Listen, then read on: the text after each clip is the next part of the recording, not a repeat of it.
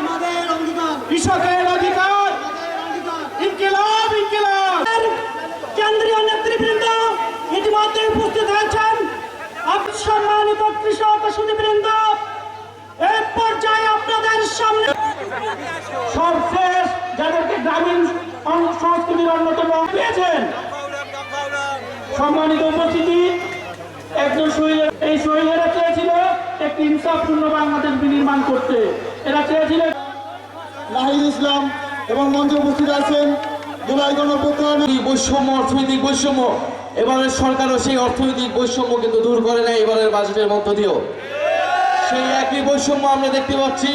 তিস্তা পরিকল্পনা নিয়ে সরকার চীন সফর করেছে প্রধানমন্ত্রী, কিন্তু কোনো অর্জন নিয়ে ফিরে আসতে পারে নাই।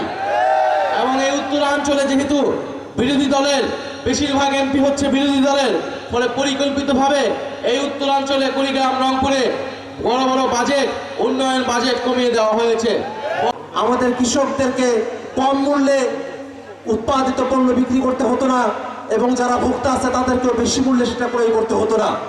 একটা ন্যায্যতার ভিত্তিতে পণ্যের দাম নির্ধারিত হতো। আমাদের কৃষকেরাও বাঁচত, আমাদের ভোক্তারাও বাঁচত। মাত্র 4 মাস, দুই একটা জায়গায় আমার কাছে অভিযোগ এসেছে তাদের ব্যাপারে কড়া বার্তা। আমি আগেও বলেছি, আপনাদের